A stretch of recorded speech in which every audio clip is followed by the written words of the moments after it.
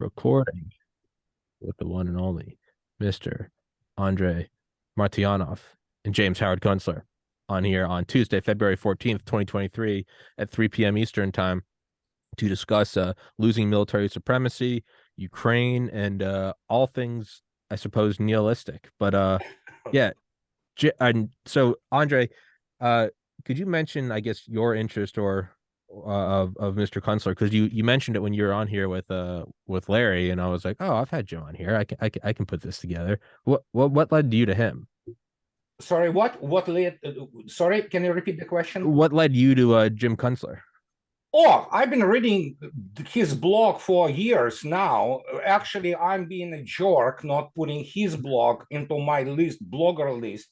And I constantly have to remind myself, I have to put it in, and then I forget. And, uh, first, obviously, it doesn't mean that, James, as much as I admire your English, which is virtuosa, and again, I will repeat it again, anybody who wants to learn proper English, virtuosa English, they need to read James Kunstler, Kunstler. But this it is obviously alternative point of view, which is extremely important. And why I agree 95% with what James writes. There are some things of points which I might disagree, but it's outstanding blog, and it's kind of came naturally. I think so. I got to James a few years ago, maybe 5 to 6 years ago, maybe even before that. Through there have been publications in at Ons Review, and of course American Conservative. And when I saw that James will be writing there about localism, I was overjoyed. But then, so and after that it was very easy. I just follow him constantly. Jim. Well, I don't look back. Something might be catching up to me. So there kind of is very loosely. There is kind of a similarity between both y'all's work. I mean, Jim and I talking about kind of the end of suburbia, peak oil, the hyper advancement of our society, which we have taken as the status quo, is actually a very unusual and unnatural phenomena, but it just feels like forever because it's been going for the last 100, 200 years. And then Andrei's book, Losing Military Supremacy, which, and for everybody listening, both your blogs are in the description, and Andrei's book is in the description. Grab it on Audible.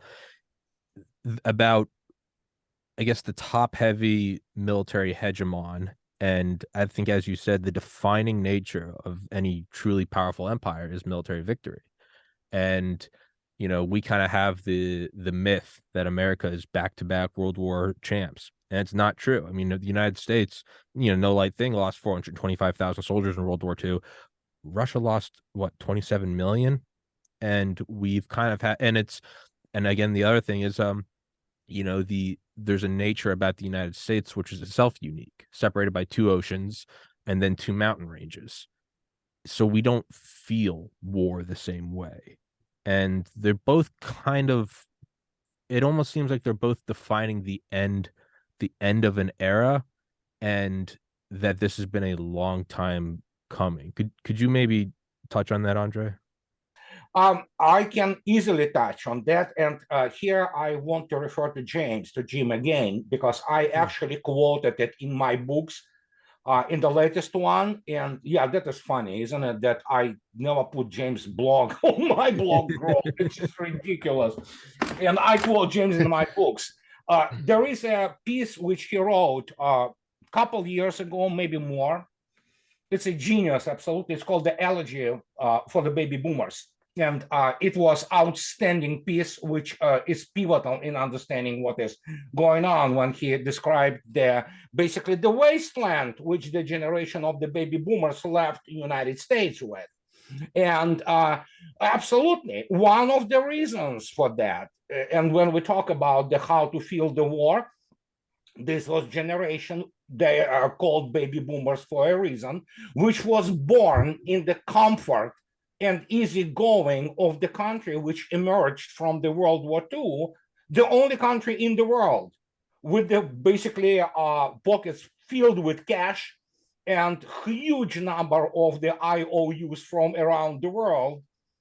So why not to live? It was great. The going was great. GI Bill was great. GI Bill was great. So it was good. Then Eisenhower, great, building of the American highway system. So the going was good. Life was good. Suburbia was good. So it's wonderful. As I constantly on record, Russians, for example, very many Russians are very much aware about America of the 50s and early 60s. And the aesthetics of this America, is dear to Russian heart. So it's that's what it is. And then you have those people who are completely unaware of the war. They don't have those developed inhibitors, which kind of, for example, like it was the case with Eisenhower and JFK, who knew what war is, and they could understand and apply their experiences and intellect to the international arena. You have people who grew up in those, silver spoon in their mouth, and they have no clue what they're talking about. Plus, of course, they cannot calculate. They cannot count. They're really bad on that. So there you go. Yeah. Jim? Well, I have to frame my view of what is going on with two basic ideas. One is my theory of history, which I might have dropped here before. My basic theory of history is things happen because they seem like a good idea at the time. Now, one of the problems with that is that you need people with a good heuristic sense to be making those choices. And if the people who are doing that do not have good heuristics, then you have a problem. Then the things that they think are a good idea at the time are actually not a good idea. And then you have to live with the consequences of that.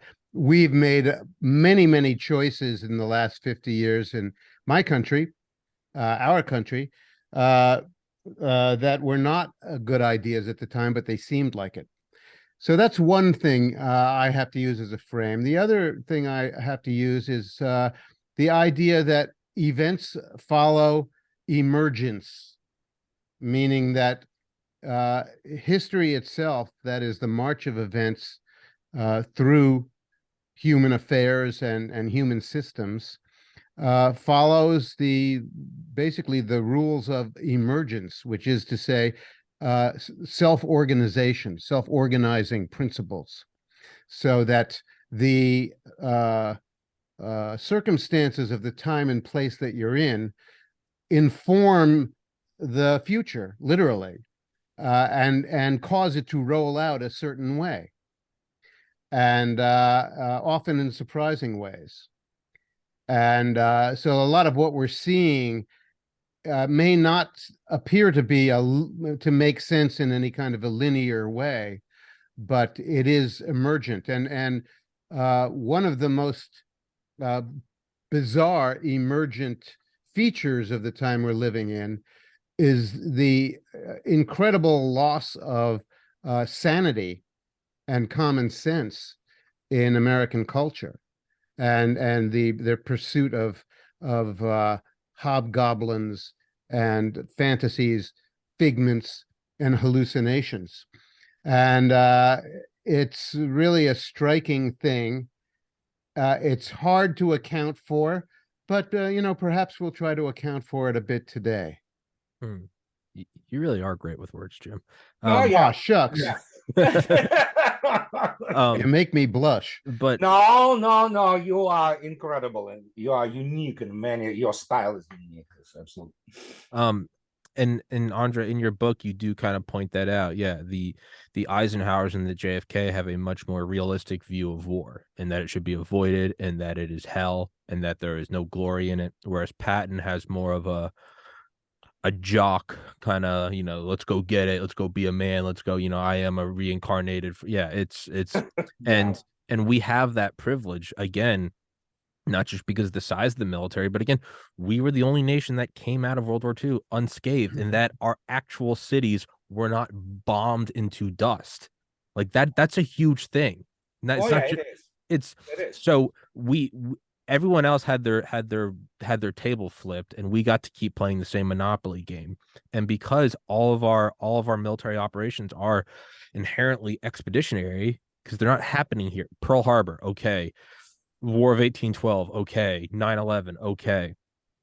We don't feel it. So we don't see the effects of what it's like getting drunk but not having a hangover. Yeah. Your liver's still dying, but you don't feel it. So you're like, yeah, what do I care? I'm just gonna get shit faced tonight. Yeah. That is, and it kind of seems like that can only go on forever, though. Like we are seeing right now that, yeah, no, you can't just run military bases up to the border of Russia. Surprisingly, I know it's hard to believe, but they're gonna fight for their homeland. They don't want us right there. We don't feel it because it's distant. It's just a bunch of kind of hollow political spell. We're gonna defend democracy. It's just a bunch of bullshit.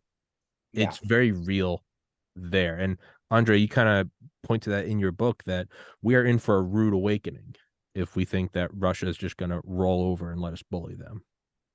I wrote it in January 2015 that once the when I saw that after the Baltsova and Ilovaisk, when the Donbass militias surrounded, enveloped Ukrainian forces and annihilated them, and it became extremely bloody, it was clear that it will not end, in any good way, especially for the United States and combined West. And I wrote that, and it was what, more than it was actually 8 years ago that United States sustained a strategic defeat. They don't know this yet, but it's over. And we saw this drama, as James says, emergent things, So for the last 9 years, and now it kind of came to some kind of resolution. And the question is, as I already stated, the United States, its elites, its contemporary elites, they cannot do strategy. They don't know what it is. They love to use the term, they love to use the term, the strategy, this operational view of things. And then you begin to dig to there, and it's like, oh my gosh, it's completely hollow. They don't even understand what it is. They know how to do strategy, but strategy, forget it. No way. And that's the result. We can see it today. And even for the last week, you can see a rather dramatic change of tone in the American media. And it's like, oh yeah, things are beginning to happen for them too, Jim. Well, what stands out is the thought that anybody thought this was a good idea at the time to encroach upon Russia's borders this way, after they gave many signals that they wouldn't tolerate it, and that was a serious red line that we couldn't cross, and just we kept on doing it and provoking it and poking them, and it was completely crazy. And you just have to wonder, what kind of people have we got in the U.S. State Department and the intel, the so-called intel community? It just is amazing stupidity. And everything that we have done in this Ukraine war, for us, I guess it's a war. For Russia, it's been an operation. And I think that shows actually the difference, which is that for the Russians, this is a problem to be solved, and namely to render Ukraine a non-problem for that region of the world, which is their sphere of influence. For us, it's just a kind of a frenzy that we're creating in another corner of the world, that where we don't belong, and everything we've done has gone wrong. The provocation of breaking the Minsk agreements, and initially the 2014 color revolution, throwing out the elected president of Ukraine, and then all of the economic sanctions, which have only redirected Russia's economic attention elsewhere, where they actually can do better than they were doing with Europe and America and the West. So the whole thing has been a fiasco. For me, I think it's over too. I agree with Andrei that it's over, and it's been over for it's been self-evidently over for a long time. The question is, what is how much more crazy is the defeat of this project, this frenzy project, going to be for the USA? And you know, what kind of nuttery and fuckery is going to follow out of it? Andrei? Well, yeah, James has an outstanding title for his blog, Clusterfuck, you know, so basically that's exactly how it all describes it. And he is absolutely correct. One of the reasons, by the way, when you begin to look at this, and after a couple first months of the special military operation, when the speculations kind of subsided, and all this BS, which Pentagon, Intel so-called community, and a bunch of experts who are not experts at all were propagating in mass media, it is self-evident that Russia is at war or at the conflict with the whole combined West, with the whole NATO. And suddenly, and my fourth book is basically about it, but then again, it's continuation of what I'm writing nonstop. They never knew what they were getting themselves into. They didn't know the history, they didn't know the real economy, they didn't understand how warfare works, especially modern warfare. They learned all the wrong lessons. They, you know, it's just to demonstrate to you. I want to make a very good point out of it. Few years back, I believe I mentioned this, maybe 15 years or something like that. You can look it up. Mr. Carlo D'Este, the colonel of the US Army, I believe, or lieutenant colonel, who is historian, he wrote the book called The Genius for War. It was about Patton, of course. I mean, nobody from Russian general staff will ever understand what was so genius about Patton. It's primarily Hollywood ideas. But he stated while speaking on C-SPAN, I believe, Carlo D'Este, trying to push his, so to speak, writing about this. And he said, Patton was so genius, then he understood from the early age the importance of the roads. And I was sitting like that. No shit, pardon my French. I thought that Romans understood the importance of roads, and they built them precisely for the issues of not only imperial, you know, transportation arteries, but also for the warfare.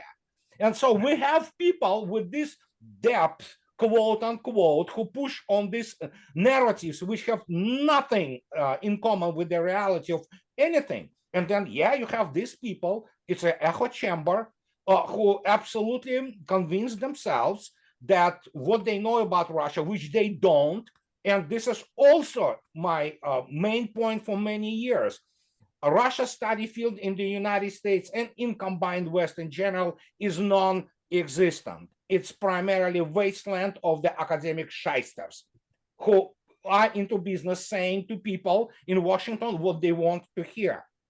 And when then you have this type of the expertise, so to speak, which begins to plan a war around the country, which was at it for almost, you know, 1,000 years nonstop, well, what do you expect? And we see that thing unfolding in front of us today. Well, even the logistics are idiotic. Yeah. You know, we're what, 9,000 miles away from this place, and Russia is right across the border. Yeah. And you know, we have no ability to really supply them with anything. Oh, no, and absolutely not. the whole thing's insane.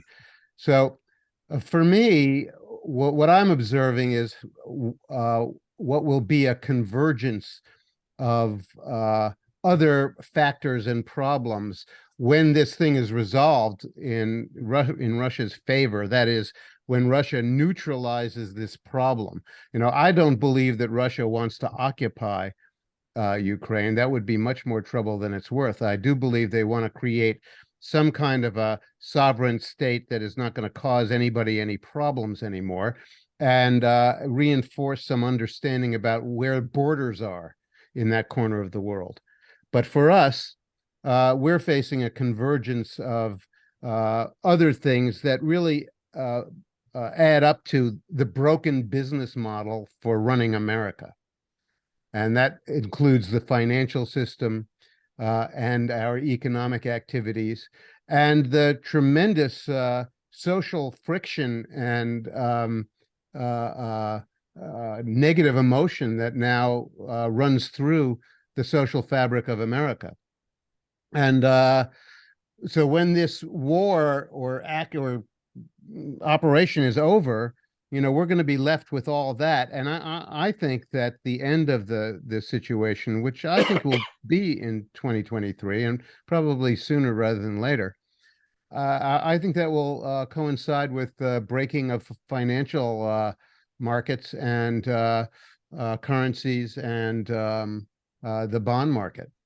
And that is going to preoccupy America after that. We're not going to have a whole lot of attention left over. In fact, it would probably be to the advantage of these idiots in the State Department and the CIA if all of a sudden everybody's attention in America shifted to the banking system and the economic failures that we face. And you can bet that that's going to get people's attention. Kind of use a bigger explosion to suck the oxygen. Yeah, well, ballooning. Now we have the term for that, ballooning. So it's balloons. Another set of balloons, but this time it's. I totally agree with James. Fact is, how do you remove the responsibility from yourself for what you already did and you committed war crimes and things of this nature? Well, you create the bigger problem, and attention moves to, and the question is not that just they create, it's obvious that they can only ride the trend, which is of course inherent in the system itself. The way, and here I have to quote Michael Hudson in this case, it's it was the part of the system, and financial capitalism is the parasite, essentially. It's killing the host. It's absolutely correct. And the special military operation of Russia exposed this tremendously. You cannot fight with the dollars. You have to have tangibles. Yeah. You have to produce things, it's how else you can explain it to people. Yeah, well, that's part of the set of bad choices that we made that they're really mystifying. The idea that we were going to send our entire industrial production to other countries and replace it with this thing called financialization, which is really just banking and investment fuckery, and creating financial instruments that are increasingly divorced from reality. And then, manipulating them, and then having to change the rules, the banking rules, to accommodate all of the distortions and perversions that creates. For instance, destroying the whole mechanism of price discovery in markets, which is what the Federal Reserve has accomplished, so that you don't really know the value of the things, the instruments that are being traded that represent other things. And also the representations of these instruments they're removed by several steps from anything, so that they're so many steps removed from anything on the ground that they represent nothing. And probably the epitome of that for us now is Bitcoin and things like it, which have people perceive that they have a reality. The only reality that you can really claim about them is that they require a great deal of electricity to manufacture. But what is it that's being manufactured? An algorithm, and how are you going to trade that or eat that or make something of it or heat your house with it or do anything? So the financial system has gone mad. I have to add, though, that, I have felt that capitalism is not really a belief system at all. It's simply a way of managing surplus wealth.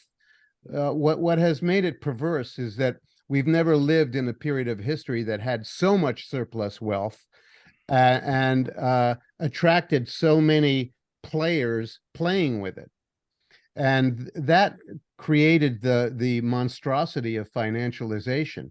You do need a way to manage surplus wealth, and in any system of human society, some people are going to have more than other people, and if they're fortunate, they'll have a little bit left over. You might have more goats than the next guy, or a bigger building than the next guy, or whatever it is. And the question is, how do you manage that? And especially when these material things are turned into money, which is to say representations of value. And so you actually need something called capitalism, but you can't allow it to become a perverse monstrosity. And that's, unfortunately, that was the emergent property of banking and finance during this hypertrophic turbo period of turbo capitalism. Entirely agree. And the mechanisms of the at least limiting or control of this, as you absolutely beautifully formulated, the managing of the surpluses, we did achieve the technological plateau, so to speak, from which we can move up. But this plateau, for the first time in human history, allows us to talk about indeed the surplus. And this is not to say that there's no hunger in the world or things. There are issues of that, but obviously, where do we stop? Our consumption. How much do we need? Obviously, there will be inequality. Always, nothing could be done about that. Soviet Union tried to do away with the inequality. So to speak. Well, guess what? It gave the birth to the parasitic class of the nomenclature, and again political elites who were trying to live better than anybody else. And hey, we'll know how it all ended. At some point of time, they decided that, since we control and manage it, we might as well own it, and they destroyed the Soviet Union and the system. Majority of the initial oligarchs in Russia, at the collapse of the Soviet Union, were people who were with the deep connection with the Communist Party and Komsomol. One of the wonder childs of this is Mr. Khodorkovsky, who is now residing in Switzerland, and comes up with all kinds of BS about Russia. Guess who he was? He was the Komsomol, high-level Komsomol functionary. So the rot went through the elite, and nothing you can do about it. You have to rotate elites. It was at some point of time thought up that democracy, so to speak, or what passes for democracy or republic, it produces the ability to rotate, so to speak, those elites. No, it doesn't. Look at the American elites today. It's basically, they're like senators.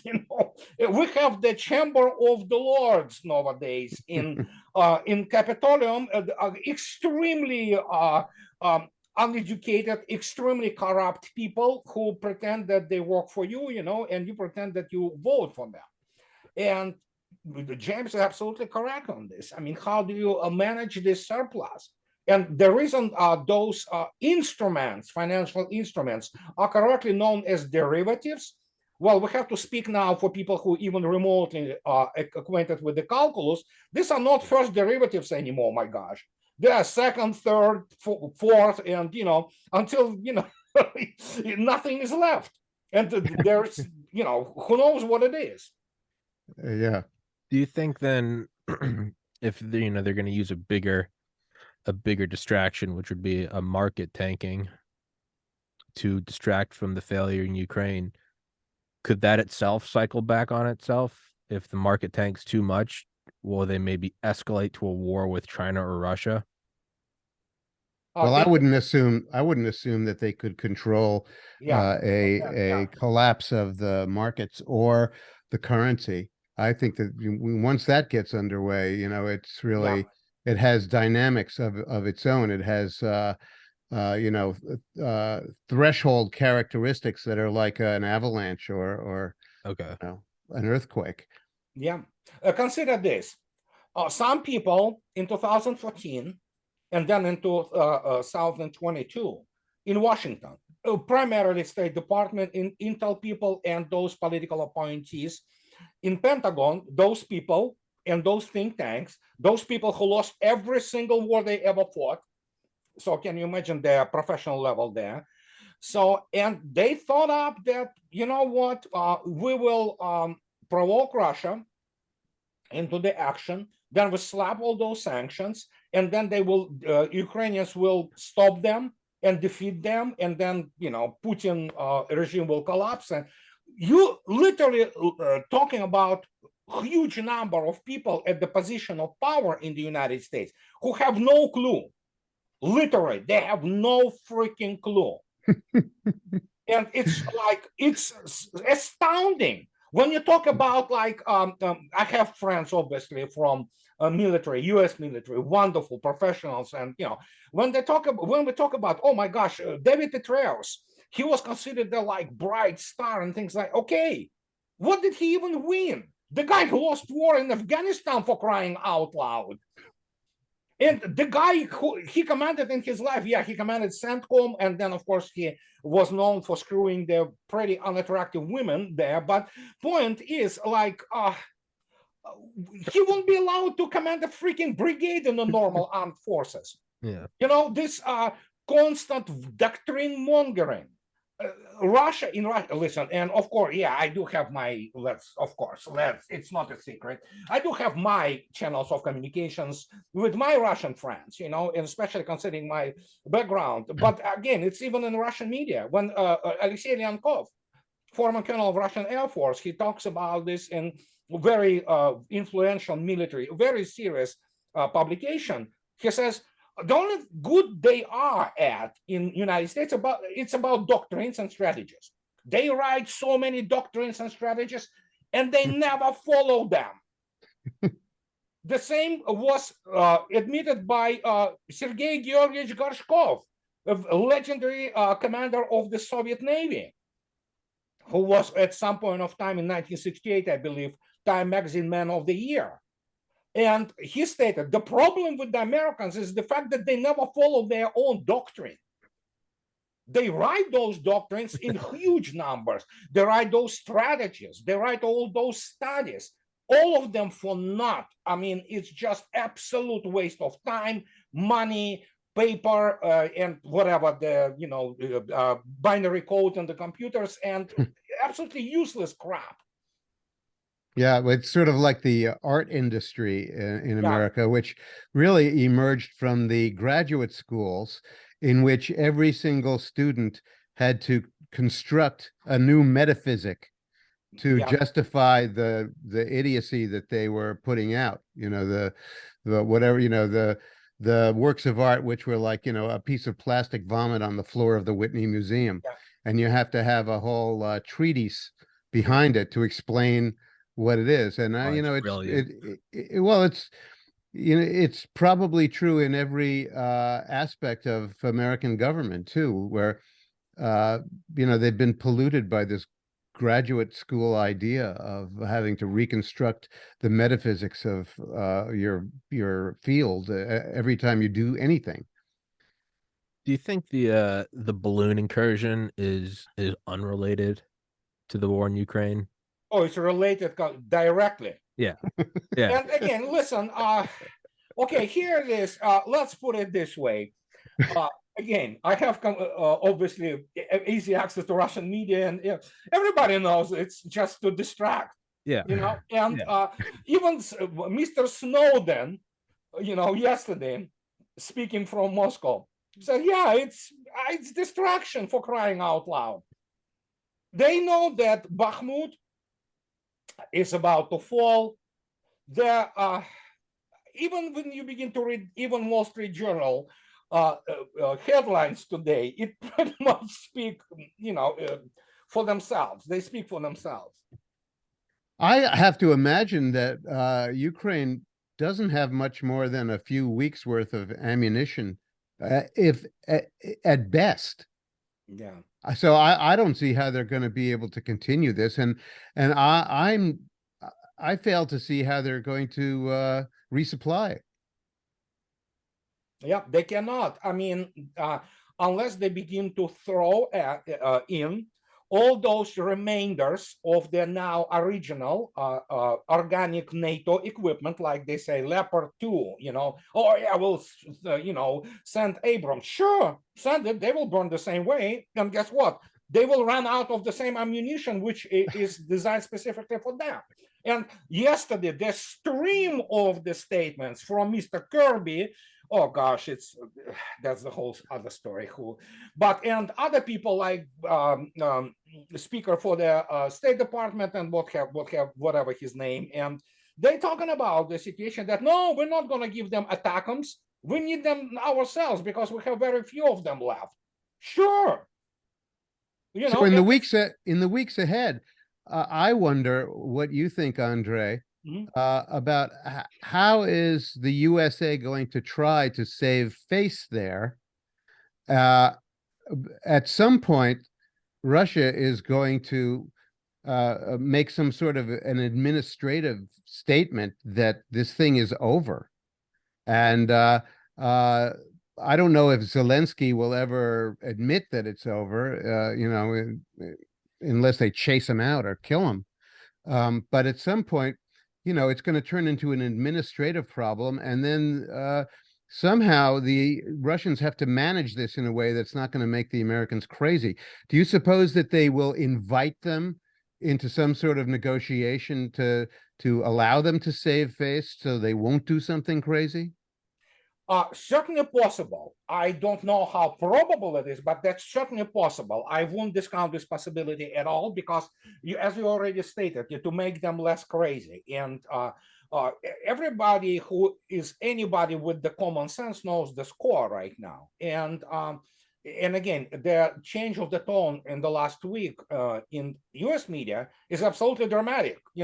Of course, they still continue to, package it in all kinds of bullshit that Russians now basically down to one soldier there.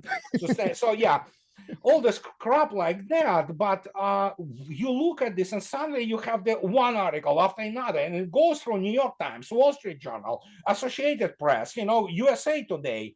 It's like, wow, something changed. Something is in the air. And we have to wait for Putin's speech on the 21st.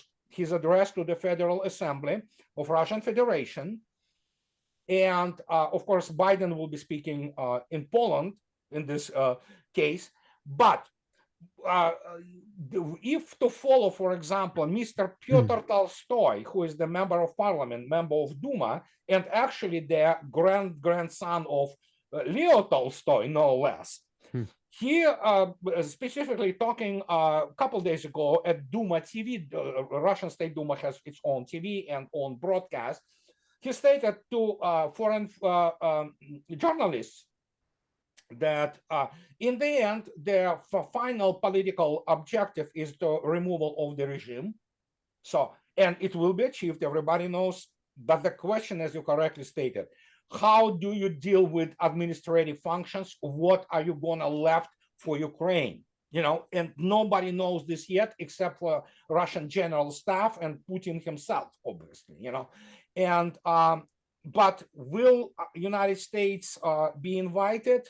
As I already stated, possible. But what is 100% probable is that there is a lot of bargaining happening right now behind the scene. There's no doubt about it. And I don't know even how to judge it because I wish I was a fly for half an hour on the wall of Putin's, office. And then, but then again, FBI will come for me and then I will be tortured to death in some chamber. Oh, they'll just torture you with lawyers. Yeah, that's true. They're not going to use waterboards or pliers, just lawyers. Yeah, the scariest stuff of them all, the lawyers. Scariest torture of it all is knock at the door. Well, here's something I wonder. Because it's now become pretty well known and I think partially accepted by the remaining small number of people who think in the USA that the U.S. blew up the Nord Stream pipelines. Yeah. Though that was an act of war not only against Germany but also against Russia. So it was an act of war against our friends in this project and also our adversaries. So it seems to me that might be grounds for the Germans and the other members of NATO to not want America to participate in whatever the process is that straightens this business out. It's certainly possible, but for Germans to want anything or to have a say in anything, they can start by removing Scholz's government and not voting for Grüne party. That could be a good start. Not that CDU, Christian Democratic Union, is any better. They are the same old, but I don't see this happening in Germany anytime soon until it reaches their issue or level of deindustrialization, which completely turns them into the third world. And this is being accomplished by the United States. And I am on the record for years. As much as it sounds cynical and dirty and amoral, it makes total sense for the United States. If I would have been, for example, in the present position, and I would have been pretending that I have political power and decision-making power, I would do pretty much the same. I would deindustrialize Europe because you know what? I speak about it. Americans want to eat too, and that is the simple as that. So I don't think so. United States at this stage will allow Germany to raise its head. And at this stage, I don't think so. Russians, Putin himself, and he was a Germanophile. We know this. He speaks perfect, German. He knows German history. He worked undercover in Germany. So, and he will never forgive the German political elite, present elite, of treason. He knew that they will betray him, but when they did it in such a public manner as this stupid grandmother Merkel did it, so you do not forgive those things. So in this, there's something else that's going on in the background of all this, which ought to be troubling, which is the Europeans and the Americans are faced with this really alarming problem of so many people dying from the vaccine that they engineered. And right now, it doesn't seem like, it is a big deal, but it doesn't seem like a big deal if you read the newspapers because they don't report on it. But I think more and more that's going to become a very aggravating factor in the background of what happens in the United States and in Europe, and especially the Europeans' attitudes towards their governments. I could see it provoking uprisings. Certainly a possibility. There is certainly a possibility of that. But then again, and this is where I make my position extremely black and white. Europe is not the United States. For all gigantic flaws of the American political system and situation what we're facing today, economic and other, we still have actually operational Bill of Rights. Like this kid with remember, who sued the shit out of CNN for 20 whatever the. Oh yeah. So, and you know what? Recent federal judges, again, shut down any kinds of their attempts on the Second Amendment. So, you see, that's the difference. In Spain, however, when you read the news that some dude broke into some family's house, and the guy who had a legitimate weapon, he wounded him. Guess what? The robbers sued the hell out of this family, and they lost. This is the land of their freaking, it's not Alice in Wonderland. It's a complete mad world there. It's just absolute insanity in Europe. How they will recover from that. And then, of course, let's not forget, as much as Marie Le Pen is also their swamp creature. She just, uses she rides their, so to speak, nationalist rhetoric, but she's still globalist in many respects.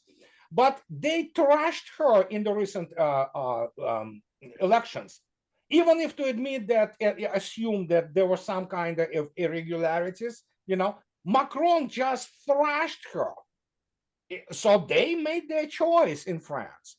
They are making their choices, and then they begin to squeal that, oh my God, we didn't bargain for that. You did. I'm sorry, guys.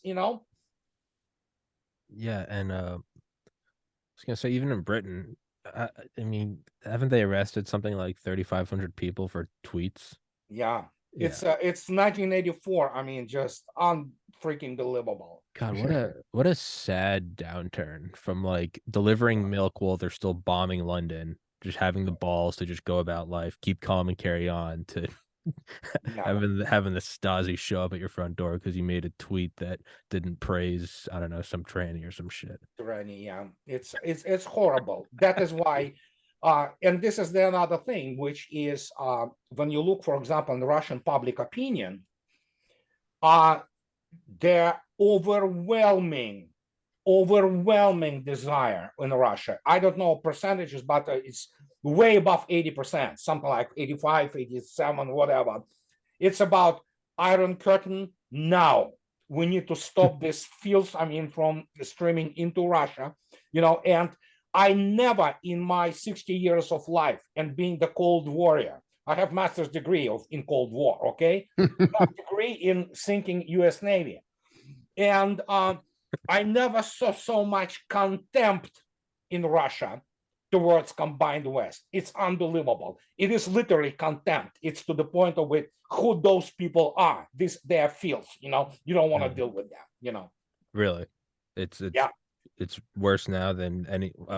Oh my gosh, it's incomprehensible. I don't even blame them. There's nothing in common with the Cold War II right now, and which is pretty much hot. Yeah. It's absolutely dramatic change. It's in historical terms, what is 30 years? On historic scale, it's instant. It's a minute, a second. Yeah. Well, nobody's, in this case. And you look at this, just, oh my God, it's unbelievable. It's good for Russia, bad for the West, but Sure. Yeah, it does. There's that just general feeling, and I know everyone always says that at all times, so it's probably not, unique to me, but there is a general feeling of like something's got to give. Whether it's escalation in Ukraine or the southern border or vaccine deaths or censorship or Chinese balloons or the Chernobyl going on in Ohio right now, or yeah, China. that's another story. My God, it's almost excluded from only Babylon B reports on this properly with Steve Buttigieg, judge or whatever, checking if it was a racist derailment. It's oh God, love Babylon. What were the pronouns of the train? Christ. Yeah, something's got to give if it's not already giving. Yeah, it is giving. Yeah, we're just seeing it in a very slow, it's a glacier moving over 10 million years. We're not gonna necessarily see it in the immediacy, but there's a monumental change that's shifting the polarity of the world. I mean, and I don't even know if that's a bad thing. I mean, I feel like a multipolar world, or at least a bipolar world, is somewhat more stable. I could be completely wrong. I am 32 and I'm an idiot, but no, you're not. Don't sell yourself that low. Okay, thank you. I needed that confidence boost, Andrei. Andrei is my guardian angel. But I mean, think about 1949, Volontaberia, right? The first Russia detonating their first A bomb. I mean, that arguably led to, we didn't have monopoly on it, and thus we thought twice about dropping one. That, it sounds contradictory, but we are in the most peaceful time when we all have nuclear warheads pointing at each other. I think there is something to be said for a spreading out of power centers that probably leads to, it's like competition in the market, right? You don't want a monopoly. You want Tesla and Ford going at each other.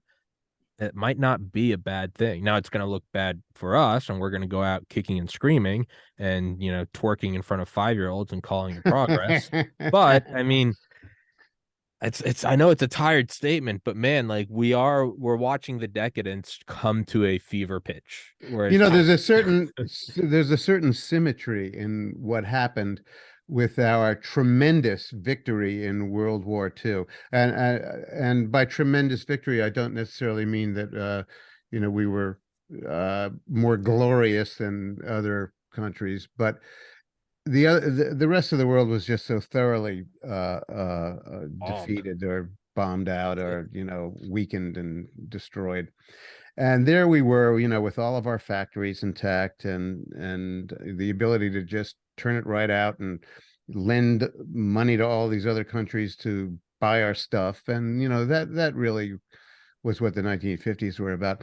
So there's a thing called the victory disease, an idea called the victory disease, which is that, when a country has a great thumping victory, a great enjoys a great glorious interlude in its history, it plants the seeds of its destruction. Yeah. And what we're seeing now is a very symmetrical mirror image of the victory in World War II. But it's being, now it's being played out as a nation going insane and driving itself into destruction. And, I think that the physics of it are kind of equal, that the degree to which we prevailed in the 1950s and 60s is matched by the degree to which we're destroying ourselves, going crazy and ruining our civilization now.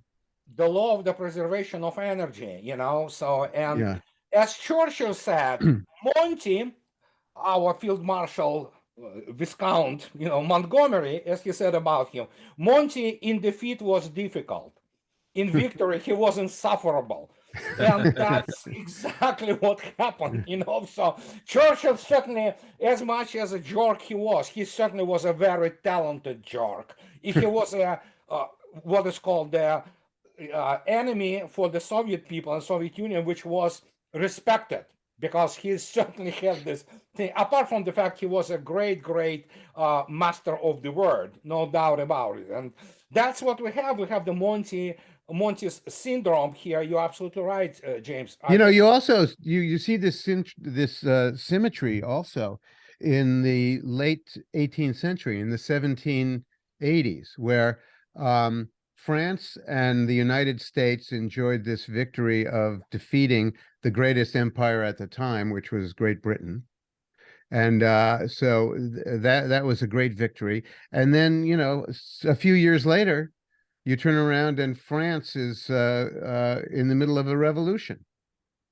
And I see a lot of characteristics of the French Revolution in what's going on in the USA now, right now. The whole woke rebellion is exactly like the Jacobin phase of the French Revolution. There is certainly a similarity. I agree. Yeah. And the Jacobins were put out of business very swiftly when they had insulted the French people enough with their program of disordering French culture, which is what they were doing. They were trying to disorder it in every way possible, even changing the number of days in the week. Yeah. And they had insulted the French nation enough so that they got rid of them pretty quickly. But then you get this period of drift after that. Yeah. With very ineffective leadership. And so what I see happening is the woke rebellion in America coming to an end after the insults that it has leveled at the nation. This twerking in front of 5-year-olds and that whole program and also what will turn out to be the fiasco of the end of the Ukraine project. And we're going to be in a period of drift, and then these leaders come out of nowhere. That's what happens. You do need The grape shot. humanity needs leaders. It's inescapably a part of the human condition. Yeah. And you can only live in a vacuum of leadership for so long. So we don't know who's going to be coming along. They didn't know in France, who was going to be coming along. And what happened? This 26-year-old artillery officer comes to Paris, fires some grape shot at a mob. And the next thing you know, everybody turns around and points at him and they say, he's the guy. He's the guy. Yeah, He's the guy. who's gonna arise out of the current We can situation? take a much closer time-wise example. Russia, Yeah. 1990s and early 2000s. It's just a complete human social economic catastrophe. Then comes out this guy, nobody knows who he is, Young. yeah.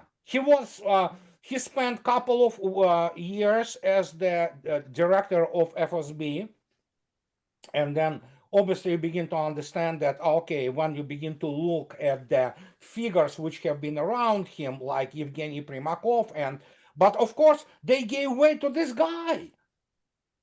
And then, well, what do you see? Some people compare him to Bismarck. I think so. You properly have to compare him with Stalin, more benign scale of Stalin. That's who he is. And there is a reason Russians consistently vote Stalin as the greatest Russian Soviet leader of the 20th century. Not even Lenin, not even Alexander Nevsky. And you have the guy, and then we have the situation with the team. He is not just the only guy. The same as Napoleon pulled from the who knows where all those great marshals of Davout, Caulaincourt, all kinds of those people who obviously have been defeated in the end by Russians anyway. But still, they were, great, talented people. And he married them off to his sisters. Yeah. And then you look at the team which surrounds Putin, and it's like, oh my God, these are the best people you could possibly find anywhere, And I'm talking on the wide variety, from prime minister to defense minister to general staff to economic bloc. It's just like, wow. I want to ask you a question, Andrei. Because I'm puzzled by this figure.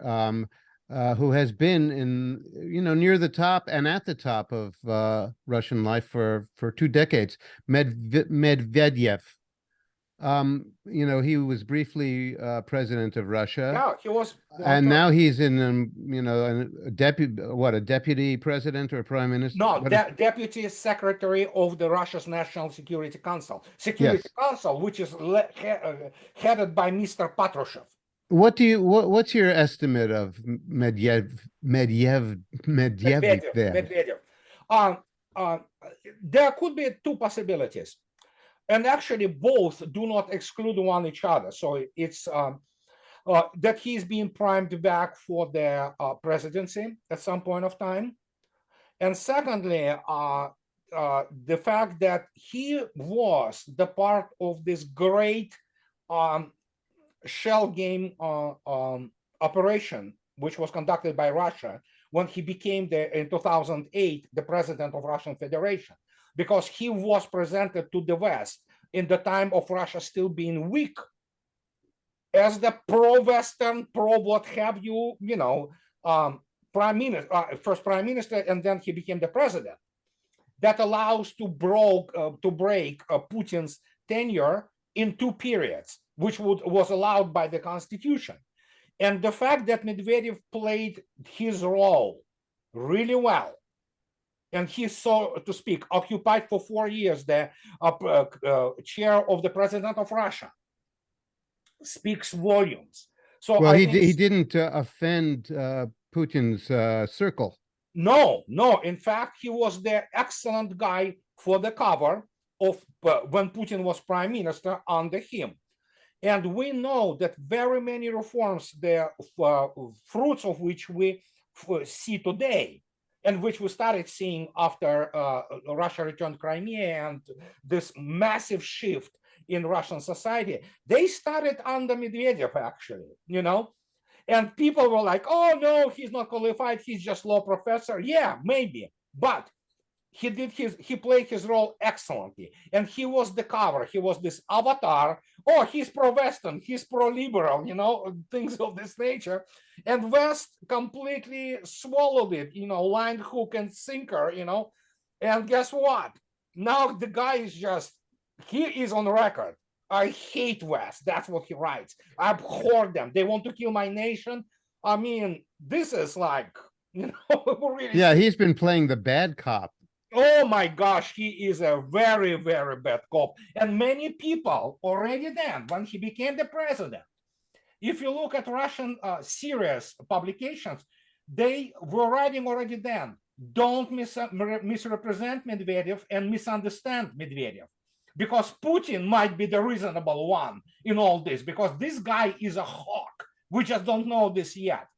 But yeah, and people from the government, after the whole things became pretty much clear about what was happening, they said, you know what? We didn't want Medvedev to be the president. You know why?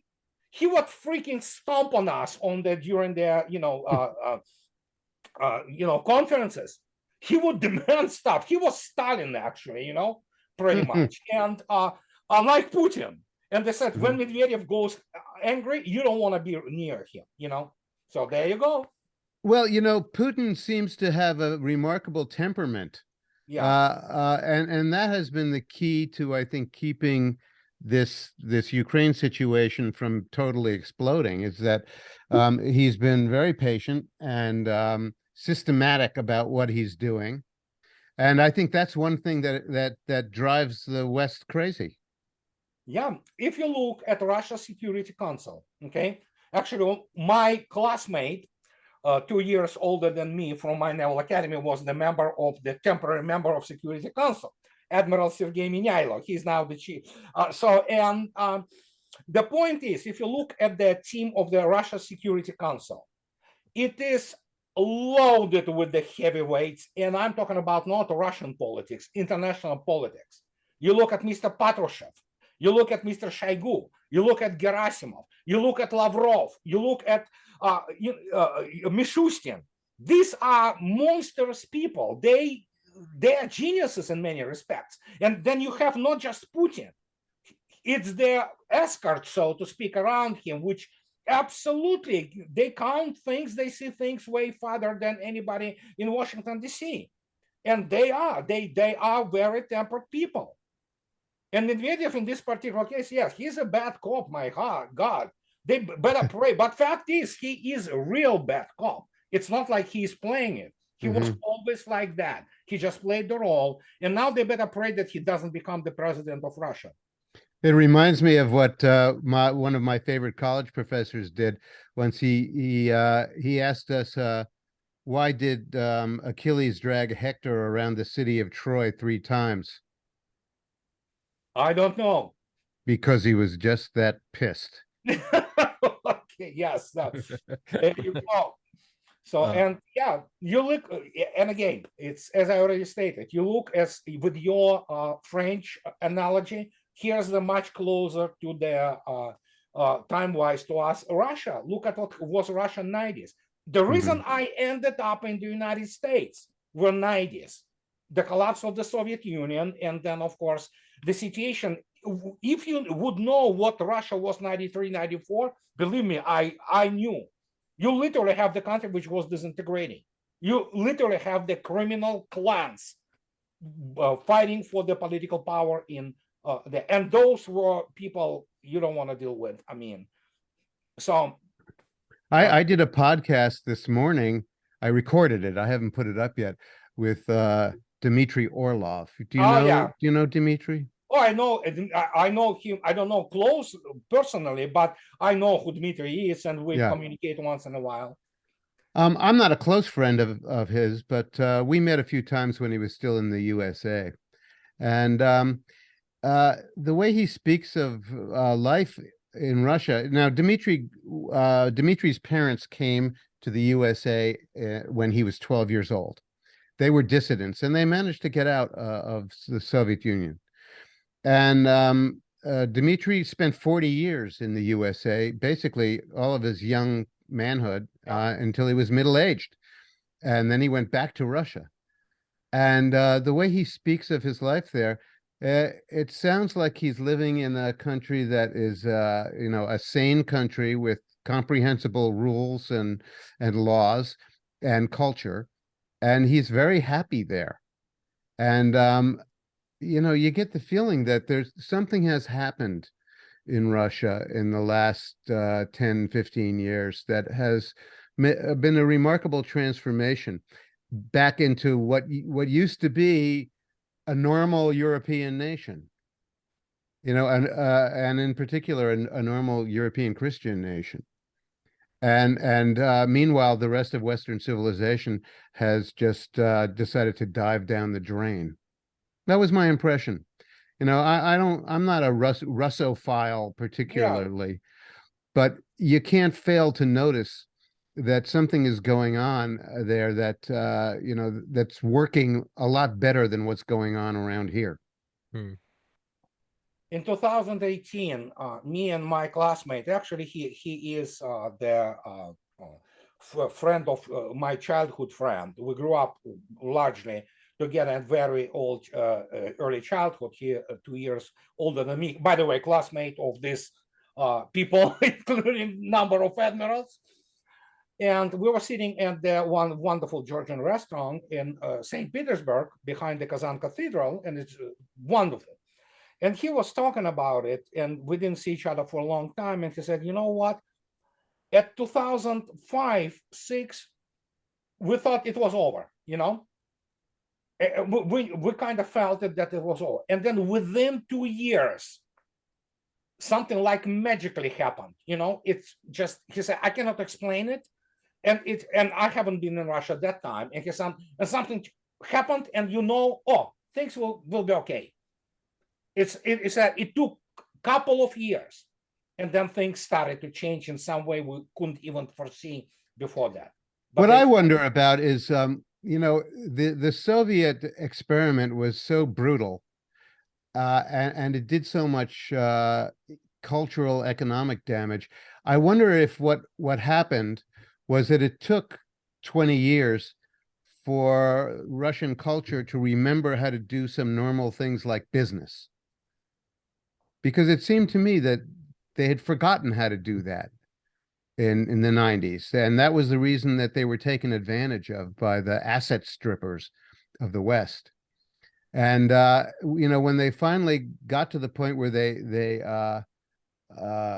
recovered their skills for regular transactional human life, that probably built their confidence back up again and allowed them to go forward and be normal. I can tell you one thing. First, we need to make a caveat here about the Soviet period. Westerners, especially Western Russia studies experts, they do not understand the real impact of the Soviet system. Because what many people don't understand, what was Russia prior to 1917 and prior to World War I. It was a backward society. It had a very outstanding elites in many respects, but it was primarily peasant country with very much illiterate population. And it was 1914. Half of the Russian army was illiterate. Can you imagine this? But it's the statistics of the Russian general staff from 1913. And so you have this, and then in 57 you launch Sputnik, and in 1945 you defeat the greatest military power of the combined Europe.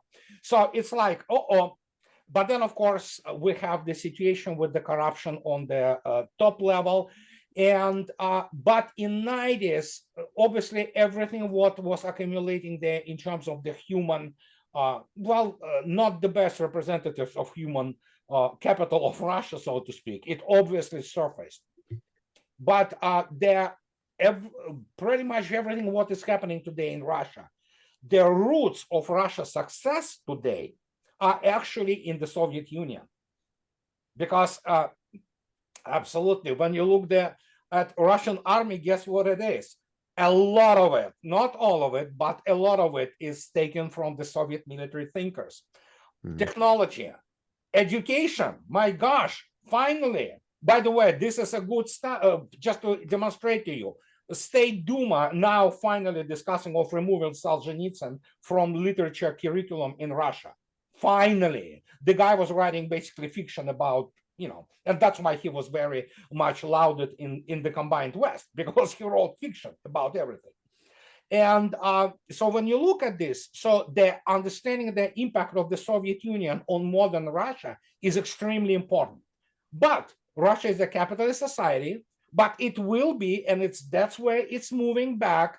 It's moving back to the classic state capitalism, with Russian state, which is regulated through the obviously election system, and these are obviously Duma and a very strong presidential power controlling strategic industries.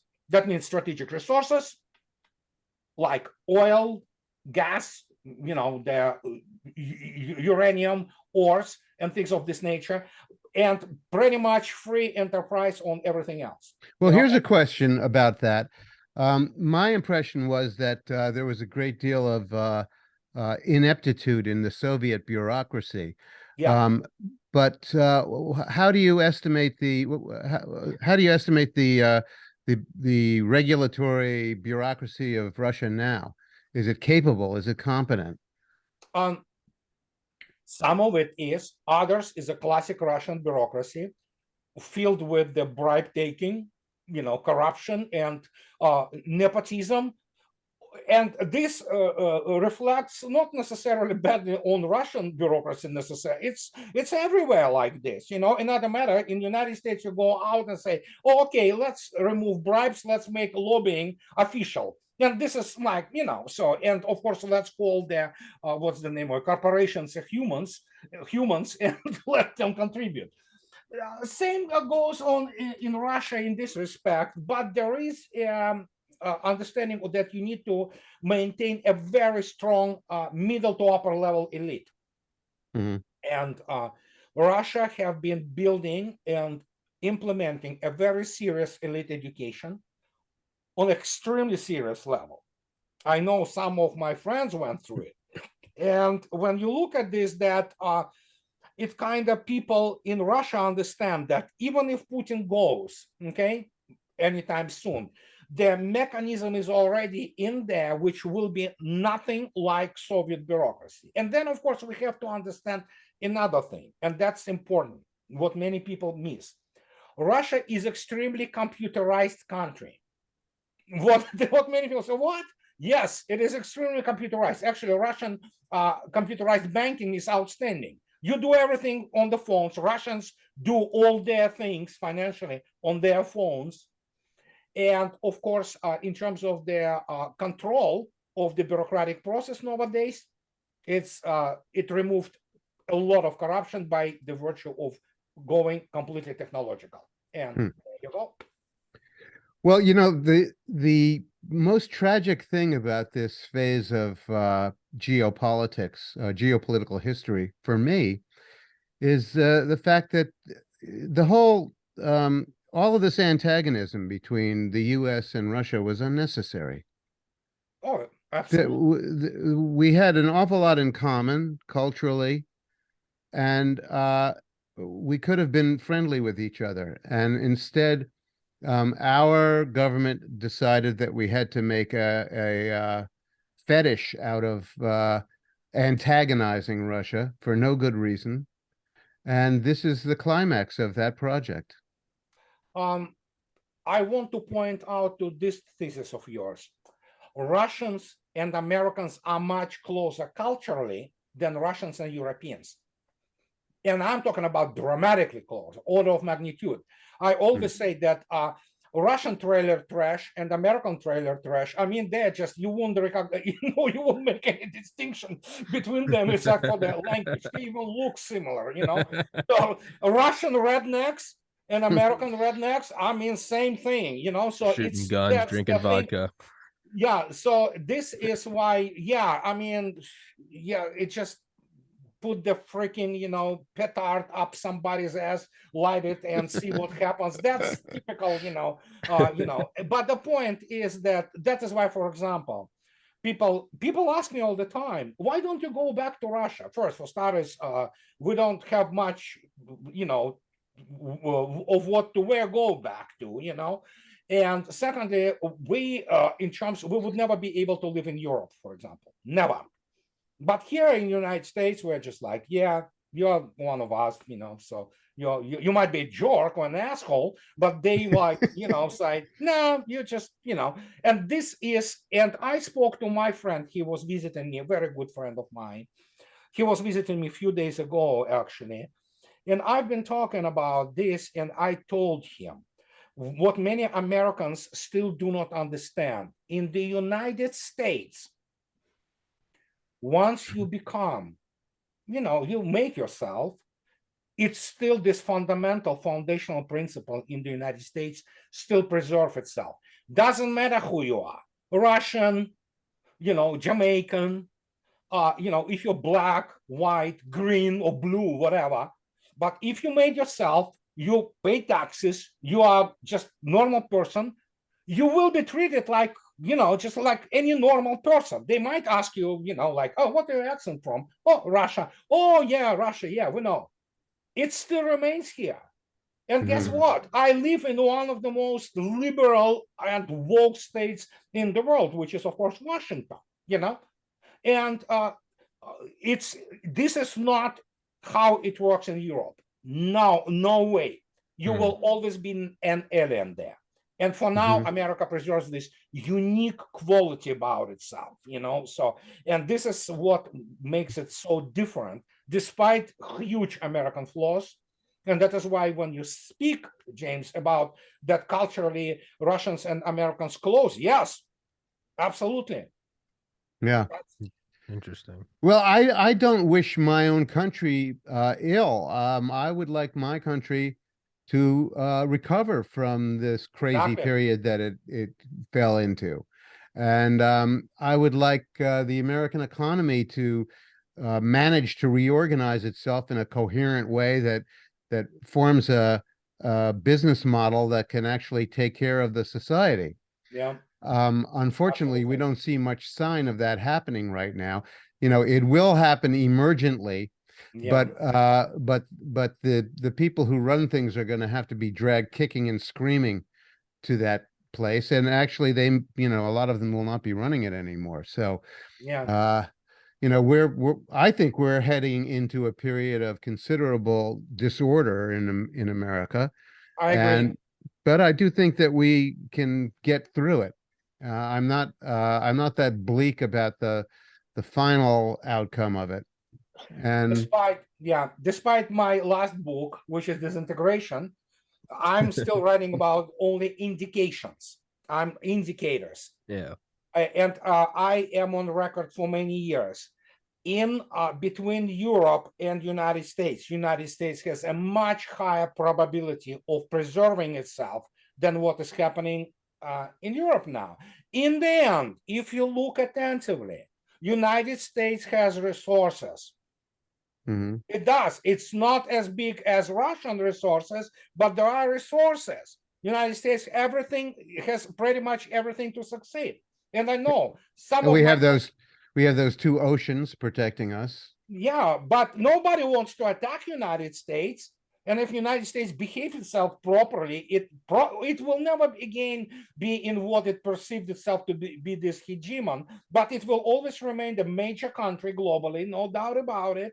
It will always remain there as much as this GDP is completely blown out of the proportions, but it will always remain a major economic power, and it obviously will remain the major military power. But it has to be absolutely the rethinking has to be done. For Europe, I don't see EU continuing for much longer, and I think so NATO will collapse eventually. So how fast, it's another matter. It's debatable, obviously, and but that's what my point. Hey, I have vested interest. I live here. I'm U.S. citizen. Why would I wish the country I actually love, for all its flaws too, and we live in, and why would I wish this country to collapse? No, I want it to be successful, orderly, and that's I remember when Pat Buchanan, God bless his soul, a couple 20 or 15 years ago had this epiphany.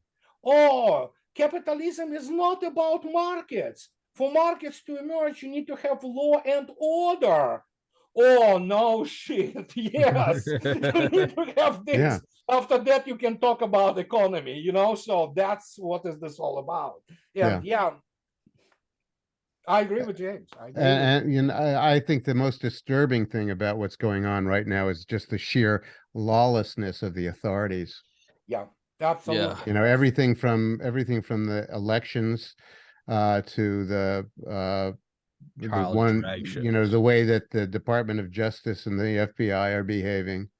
These are very, very disturbing. But we're also living in a moment when a lot of that bad behavior is going to be exposed, and it is being exposed, yeah. right? Yeah, I mean, it's going to be interesting to see if we see our own artillery officer who's going to arise out of the chaos. Well, Trump wasn't it. He turned out to be absolutely empty suit, but he could have won elections easily if he had enough fortitude and courage to go to Minneapolis personally. Yeah. And declare the state of emergency in Minnesota, He never did this because he was always a coward. And after he appointed in 2019 John Bolton, oh jeez, he disclosed why he liked Mr. Mattis. Yeah, he spoke tough and looked nice in uniform. I wait myself. I said, it's over. Yeah, yeah. Once he brought back in, once he brought back in Bolton, I was like, something's fucked. Yeah, it was clear. It's over. Yeah, I guess it seemed like a good idea at the time. I guess it seemed like a good idea at the time. For him. Yeah, I don't know. I think I personally think Andrei should run for president. I think no. We'll change some laws. We'll change some rules, and I think I'll form a super PAC with all $20 in my savings and push Andrei for president. Yeah, but Steve, if it would have been possible, I would never do that. And with my background, Steve Kirsch just started a super PAC to put RFK. Bobby Kennedy. Who knows, man? That would kind of be a beautiful arc if a reverse coup, a Kennedy came back in and kicked out all the fucking demons. Incredibly symmetrical. It would be the conservation of energy. It would be perfect karma. It would just be I don't know if it will though. Yeah. So long as we have men wearing thongs dancing in front of 5-year-olds, I don't see how this society can last. I don't. Yeah, it's that's a bad indicator. Yeah, that's it. That's the bottom of the barrel, baby. That's a bad. Yeah, you go into the hospital and you have no blood pressure and no brain activity. They're like, these are some bad indicators. And when there are grown men with neon hair dancing in front of children with a neon sign that says it's not going to lick itself, and the majority of people go, that's brave. Yeah, man, shit's fucked. So, but with that, gentlemen, I kept you a half hour longer than I said I would because I can't be trusted. And but guys, if you're listening, go get Andrei's book. It's in the description. Go check out both their blogs. And Andrei, James, I'd love to have you guys on again. It's been a pleasure. I'm really glad to meet Andrei. Finally, we talk to each other. Wonderful. Thank you very much. It's a great pleasure. Thank you, Thomas. Absolutely, guys.